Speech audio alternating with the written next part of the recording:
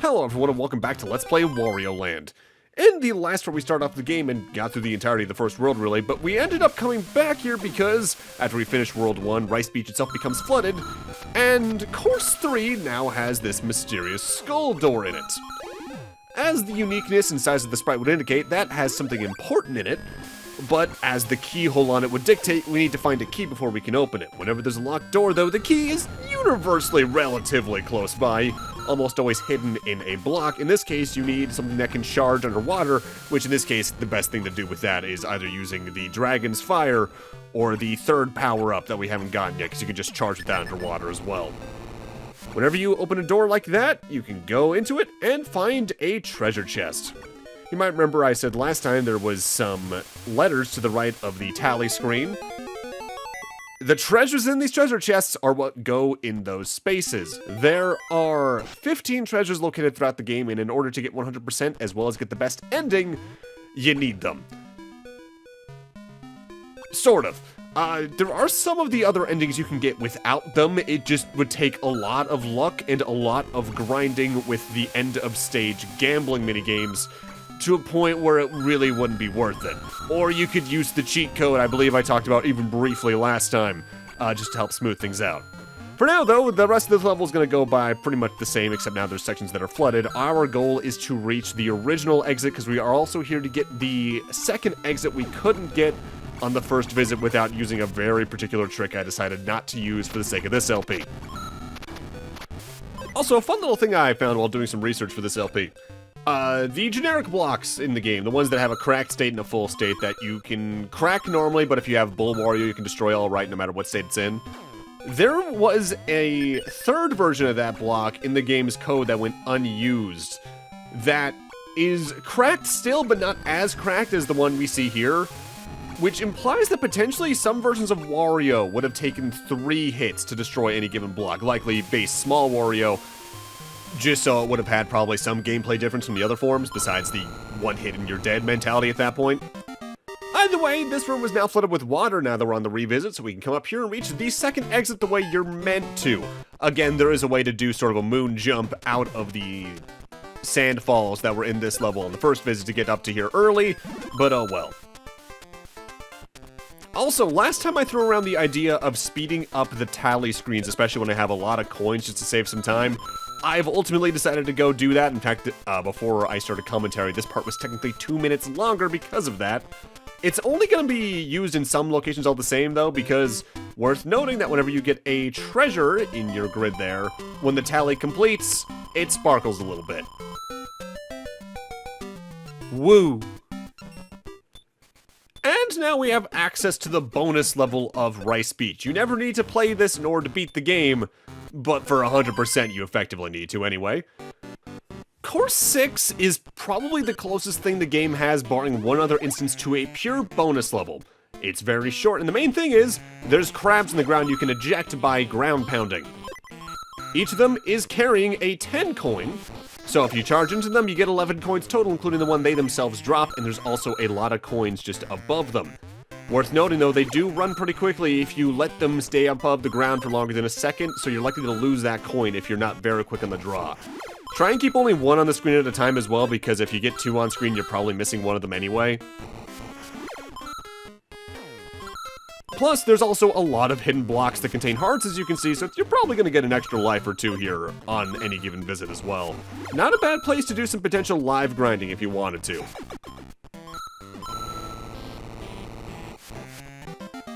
Also, one thing I should note, a lot of these level recordings aren't my first take in a lot of cases. Usually because I ended up getting 2 unfavorable results in the gambling minigame at the end. If I'd say just completely eat shit and get 2 10 tons off the bat and lose a lot of my money, especially in levels where I would make a lot of money even if I only got 1 doubling, I would usually scrap that recording and start over again. Because of the pure 50-50 nature of it, that happened a lot. Off recording, and on old recordings. A lot of that's also because I want to try and get the minimum I need for the best ending as quickly as I can, and here we are early in part 2, already technically 2/9 of the way there. And with that, let's now move beyond World 1 and get on over to World 2 with Mount Teapot to the north. Little fun thing they do, by the way, if you just go through the main levels and the main exits, the first level Mount Teapot is course 7, so if you pay attention to the count you're going through, you notice you missed course 6, and you might go back to look for it, and that's how you maybe are supposed to notice the secret exits thing. This is the first real water level in the game, because you're going to be swimming for most of it. These little spike balls are water mines. If you touch them, they make a little farting sound, and then they explode in about a second. The explosion is a little bit janky in how it feels, and that it feels larger than the sprite itself is, but you can just hit them and then move past them, and the explosion will likely miss you all the same. It's only really a problem in tight corridors. There's also a version of that item we can pick up if it's on the ground, and there's a very particular trick you can do with that, but I'll talk about that when it's more relevant. The big thing is there are some hidden doors in this level, but you actually can't break underwater blocks unless you either have the dragon head, or this final power-up set in the game, the jet helmet. This is my favorite one in the game. Your shoulder charge now is effectively a glide move you can spam over and over again to just go absurd distances, and it also allows you to charge underwater, which you normally can't do. Notably, also when you have this particular hat on, I believe Wario's jump just goes outright higher, and that includes also the high jump, so if you wanted to, you could just ignore a lot of level design in a vein similar to the Cape Feather in Mario World. Not as ridiculously as that, but enough that it's notable, and it's easily my favorite power-up because of it. Another big block there with 3 ups, might as well get those while I can. Also, something I forgot to mention last time. I obviously mentioned checkpoints last time, the little skull things you can throw coins into along the way. They do have another use I didn't mention last time, and it involves this game's save system. At the start of the game, we selected our save file. The game automatically saves between levels, which is honestly kind of impressive for the time, given a lot of other games in the Game Boy, if they had save batteries, were just a save option. Autosave was kind of uncommon. The checkpoints also technically save your data, so if you're running low on battery, that is a reason you'd want to use those, and that could theoretically also go into modern releases of the game, although I think the most recent release of this game was on the 3DS Virtual Console. I don't think this is on the Nintendo Online Game Boy thing. Actually, let me look that up really quickly. Okay, here's the full list. Control F, Wario. Okay, so Super Mario Land 2 is in there, so Wario is technically in there, and Wario Land 3 is in there, but Wario Land 1 and 2 are absent, so I guess the 3DS release, at the time of recording, by the way, which is March 23rd, 2024, is still absent. At least they got Gargoyle's Quest on there, because I think that's a game people need to play more of, especially play more Gargoyle's Quest 2, and especially Demon's Crest. God, I would love if Capcom would just drop a new one of those out of nowhere. At this point, though, let's actually go read the storyline from the game's manual, which I think has one of the awkwardest starts to a story section in a manual I've ever seen. Remember Super Mario Land 2, 6 golden coins? Mario tried to take over Mario's castle, but didn't have much luck. Wario, being the persistent guy he is, has not given up. Now he wants a castle more than ever before. Something about just shouting out the previous game by title just feels kind of awkward to me. I can't quite place why. One day, Wario was practicing being mean when he thought to himself, "Rumor has it the pirates of Kitchen Island have stolen the giant golden statue of Princess Toadstool. Mario's looking for it, but if I find it first, I could cash it in for a princess's ransom. With that cash and the pirates' other treasure and coins, I could buy a palace that is way bigger than Mario's pathetic excuse for a castle. Ah, what am I waiting for?" Full of confidence, Wario took off. He didn't even stop to think of how tough the brown sugar pirates were. Their leader, Captain Syrup, was known the world over for being a really rotten and ruthless guy. Can Wario find the coins and treasures hidden on Kitchen Island? What will his new palace look like? Will he keep being so mean and ugly? Let's find out. With my body slam, I'm not afraid of pirates. Honestly, for what it is, that's not a bad story synopsis because it pretty much sells the concept pretty well. It doesn't need anything more than that in this game's case, at least. There are times I appreciate a super weirdly in-depth plot idea and storyline in the manual. There's times, though, I think they go a little overboard. With that said, like I've said before, I still think one of my favorite game manual storylines is, Mario's missing. The anagram in there is worth every penny. So earlier in the video, I mentioned that these little ocean mines have a bit of a trick you can do with them when they're on land. Since you can pick them up, you can also walk through doors with them. And most of the time when you walk through a door with an item, say a key, it stays a key. For some reason, and I'm not sure if this is a glitch or a minor trick they put in on purpose or what, the spike mines will turn into 10 coins, which in some cases can become very spammable because I think there's some rooms where there's like 4 or 5 of those you can pick up in pretty quick sequence. Honestly, it's very useful to pick that up if you can. Also, something I should know because I'm scrolling through the manual a little bit here. It also lists that the jet hat can make him walk faster, and that sounds right because I do notice as well that Wario in the post-level pre-gambling minigame thing seems to move faster the further in the game you get. But it's one of those that I read and I go, that doesn't seem real, but it probably is. Because there's times where it feels like characters in games move faster, but it feels like I'm just tricking myself just due to a different animation in the background, or because I'm looking more at it, it feels different kind of deal. But there is actually something I did forget to mention, I believe, last time. Bull Wario has an ability I haven't quite mentioned yet because it honestly seldom comes in handy. When you jump with Bull Wario, if you hold up when you're about to hit the ceiling, you'll get stuck in it. There are cases where that's useful, but ultimately I'm not going to say harms more than helps, but it just doesn't have much of a chance to be useful more accurately. An arrow of coins pointing upwards. I wonder if there's something up there. But I lost the jet hat, so I have to come back in to get that anyway. Because if you're paying attention on the world map, this is a level that's a concentric circle, so there is a second exit there, and we'll take a guess where it is. While we're here, though, let's actually take a look at the second minigame you can do here at the end of level screen. You got 3 choices, A, B, and C course. You charge up your power in the bottom left and throw a bomb to hit enemies. The more of them you hit, the better your reward gets. On top of that, the more expensive a course you clear, the better the rewards are to begin with. For instance, here on the lowest course, 1 hit gets you 1 heart point, 2 hits gets you 10, 3 gets you 50, 4 gets you 70, and hitting all 5, which is honestly kind of hard for me, even on the base difficulty, gets you a singular 1-up. On B course, which costs 40 coins as opposed to C course, here's 20 coins. Your rewards for 1 hit are 50 heart points, 2 is 70 heart points, 3 hits is a 1-up, 4 hits is a 2-up, and 5 hits is a 3-up. Honestly, not worth the investment coin-wise at all in my eyes. And meanwhile, on the very expensive A course at 100 coins, if you hit 1 target, you get 3 1-ups. If you hit 2 targets, you get 5 lives. If you hit 3 targets, you get 7. If you hit 4, you get 10, and then if you hit all 5, you get a ridiculous 50 lives, which, barring a certain trick I haven't talked about yet, is easily the fastest way to get lives in the game.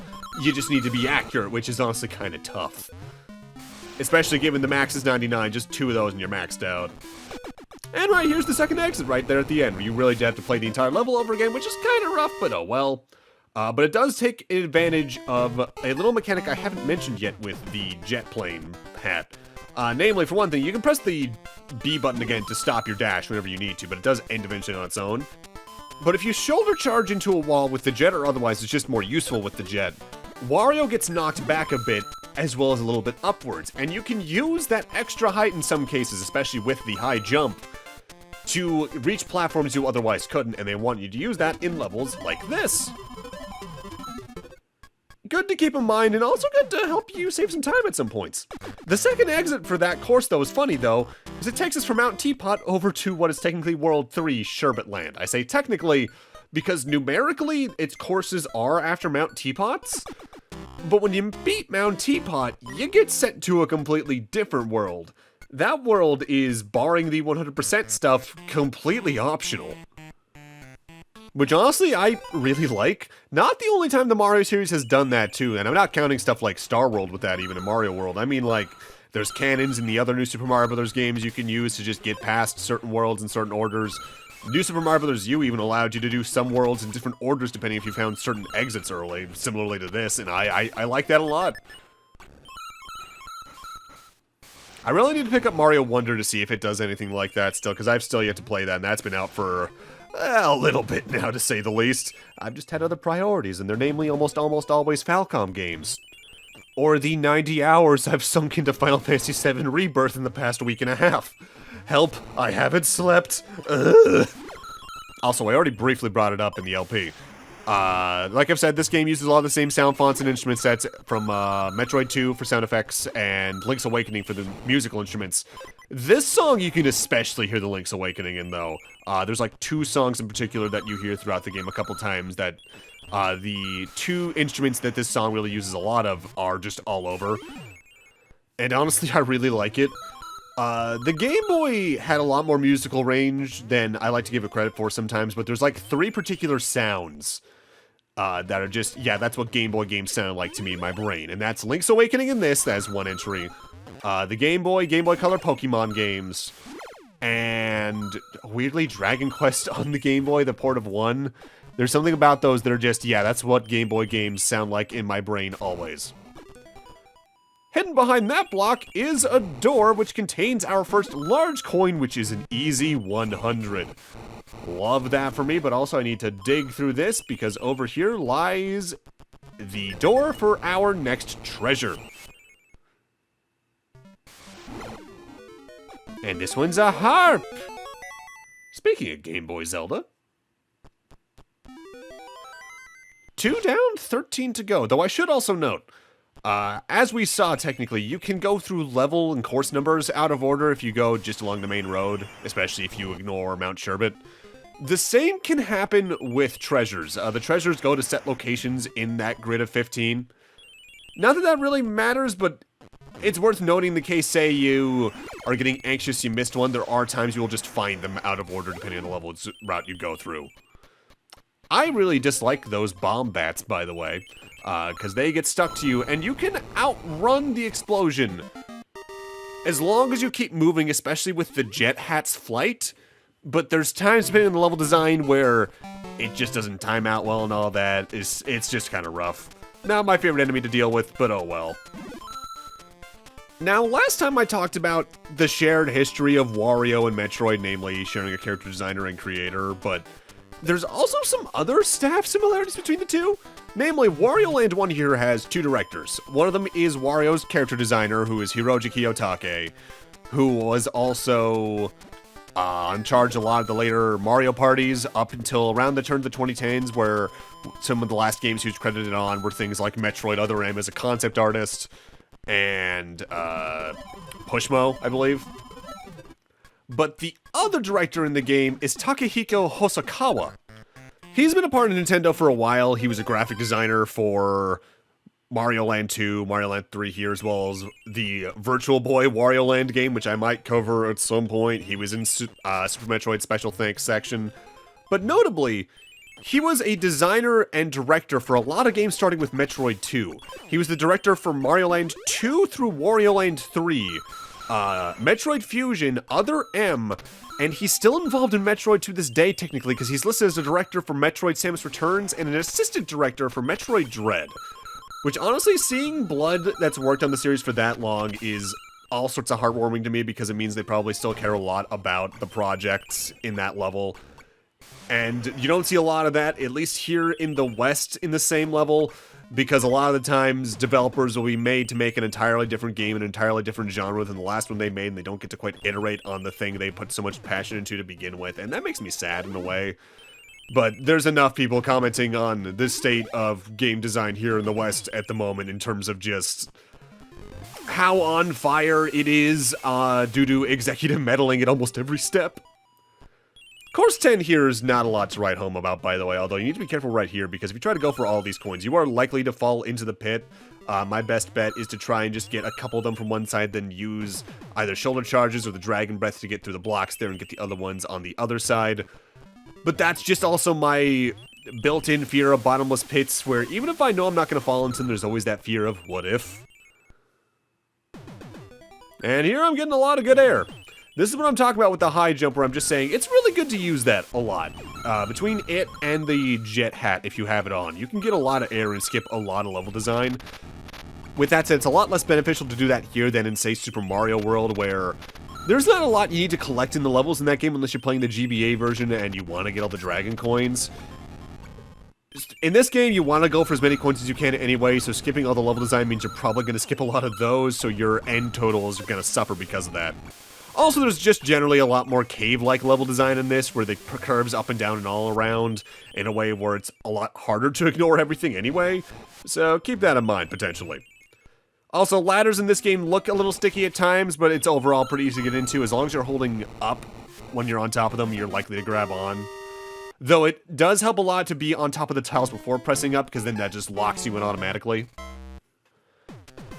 That's course 10 done though, so we're actually about a fourth of the way through the game numerically, because there are 40 courses for us to clear. Although, somewhat annoyingly, your save file will never display a 40. It'll display 39 just due to how the game saves in the final level, which is a little annoying, but oh well. But with that, I'm gonna need to end this off here. Thank you guys for watching, and in part 3, I'm probably gonna actually start speeding up the entirety of the gambling minigame while I'm thinking about it as well. And we're gonna clear out Mount Teapot before heading on over to Sherbert Land. See you guys then.